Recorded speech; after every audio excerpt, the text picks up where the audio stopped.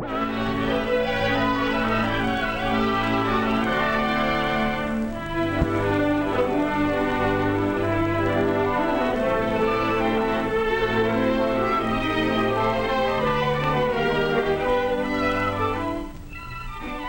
the waters of China serve some lighter uses too. Here's an oriental version of a bullfight with water buffalo as the antagonists.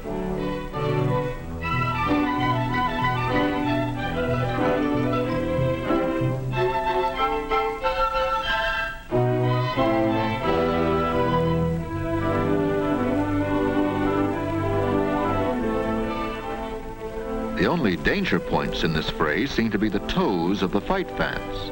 Certainly these iron-headed beasts seem to be enjoying it. And here we have the winner and the new champion. One of the most colorful types of Chinese sport and pageantry is the Dragon Boat Festival.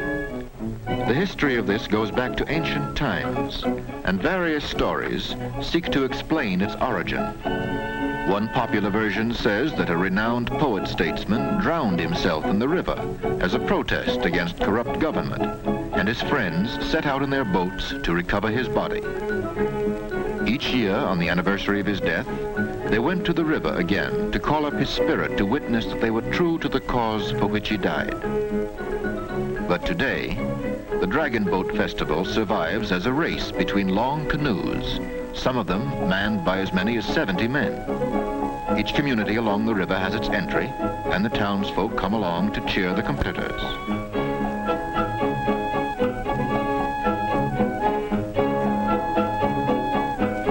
Here, too, we have a winner.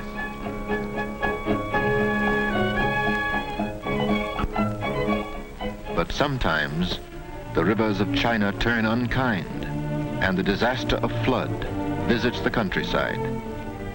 In the past, millions of lives and billions in property values have been destroyed by the waters.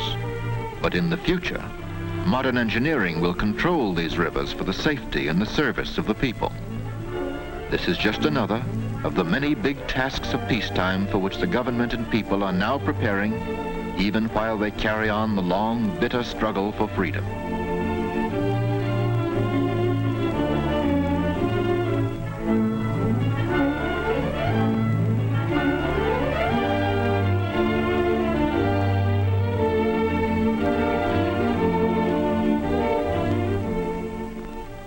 China has been called the sleeping giant because it clung to the ways of the past while the younger civilizations of Europe and America embarked on the Industrial Revolution. But in the years following 1911, when the reign of the Manchu emperors was ended, China began to relax its old rigid tradition of farm and village culture and to emerge into the modern world. This progress was slowed down by the civil wars that were the birth pangs of the new republic. But the Industrial Revolution had begun, and the Chinese were showing a natural aptitude for the use of the machine. The great seaport of Shanghai was a center of this new industrial life. Shanghai was first attacked by the Japanese in 1932, a year after their seizure of Manchuria. And from then on, the Chinese worked rapidly to build the wealth and the productive power which they knew they would need to withstand the inevitable assault on China proper.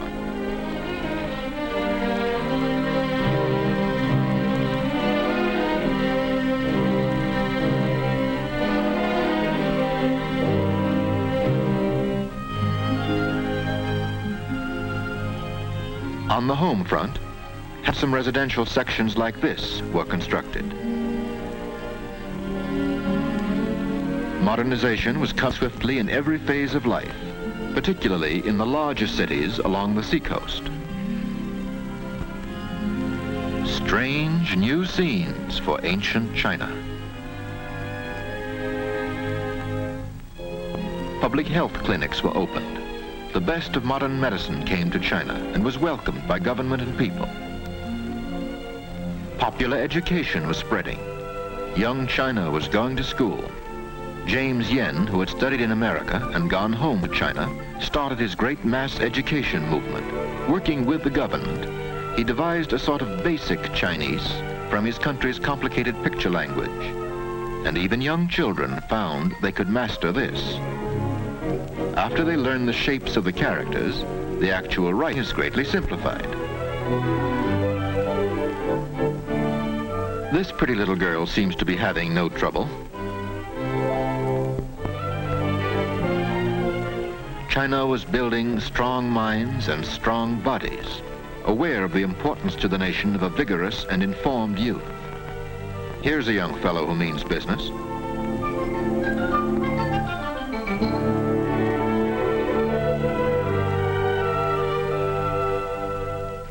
The life of young people in the large cities was much like ours here in America.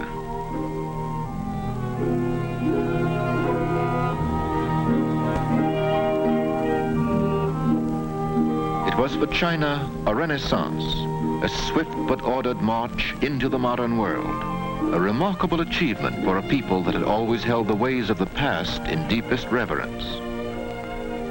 Here are examples of the young men and women the colleges were producing, fine representatives of new China, studying the arts of peace. But peace was not on the program of the ambitious rulers of the island empire across the China seas. Suddenly, in 1937, the Japanese struck on a vast scale, and China's battle for its life began.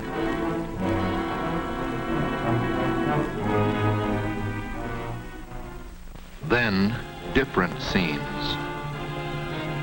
Defenseless, unoffending people fleeing from the horrors of total war. 50 millions of people like these were the victims. Up and down the land of China, they were driven from their homes, separated from their loved ones. And each one who survived had a story of terror and death to tell.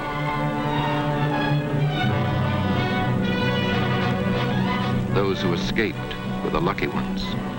For behind them, the survivors of bomb and bullet were either slaughtered or enslaved.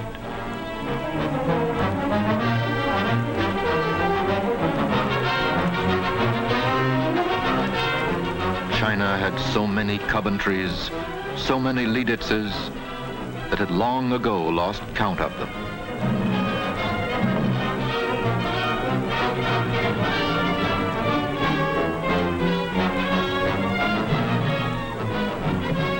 Individuals lost everything, and the nation, faced with total war, had lost more than 70% of its industrial capacity to make the tools and munitions of war. Such a vast displacement of population paralyzed the transportation systems. In the confusion, it soon became a matter of every person for himself as the people sought what safety there was in the interior. Millions that the bombs did not kill died of starvation. And those were indeed fortunate who found strength in the rice bowl to struggle on.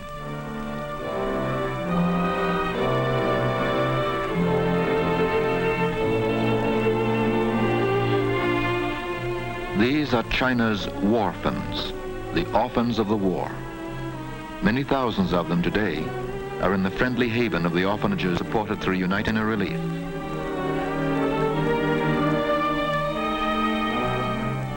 Thus began the greatest mass migration in modern history. Millions of people took to the roads and the hills rather than stay at home and bow their heads before the invader. They came flocking into the undeveloped interior, where there was no work for them, where there were appalling scarcities of goods and food. Out of this bitter necessity came a brilliant plan and program, today known all over the world as the Chinese Industrial Cooperative Movement.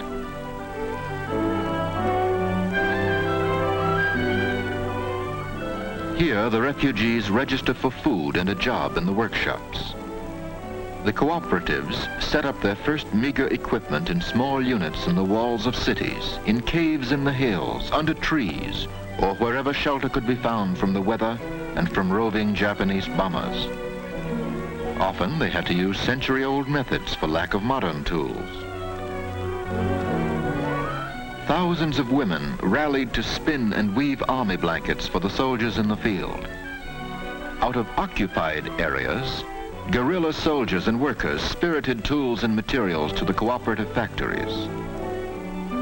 Some equipment was set up as far as 1,500 miles from its starting point.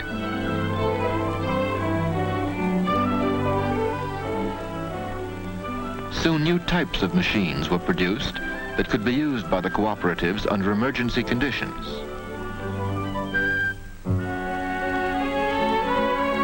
In more than 2,000 of these cooperative workshops, 500 different articles are made for the Army, Red Cross, and civilian population.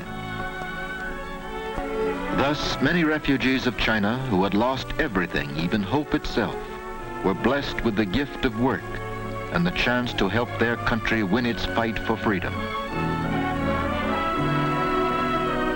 At this canvas cooperative, the day's production is ready for shipment to the armies in the field. The mule train starts out on its overland journey to the front lines. Medical supplies for the hospitals and first aid stations are prepared, and surgical dressings for the wounded. The Red Cross takes on the cargo, and in the battle zones, nurses bring in the wounded from the field. Seldom do they have anesthetics or sulfa drugs, but they do with what they have. Here is a retreat for soldiers who have been wounded or disabled in action. These patients have rejoined the fight on the production front. Millions of young men like these have given their lives for the defense of China. Millions of young men. No other nation has paid a greater price for freedom.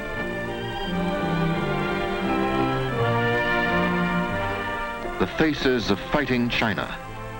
Good comrades for us to have in this gigantic war we fight in Asia and Pacific. The leader of fighting China, Generalissimo Chiang Kai-shek. And the heart of fighting China, Chongqing, capital city of a nation that remains after 7 years of war, unconquered and unconquerable. 3 times the bombs have leveled nearly every building here, and each time a new Chongqing has sprung from the terror and the ruin and the ashes and carried on the fight. Yes, Chongqing still stands by the Yangtze, a vibrant symbol of the millions and millions of China who fight the good fight with us and who will keep the faith with us in victory and in peace.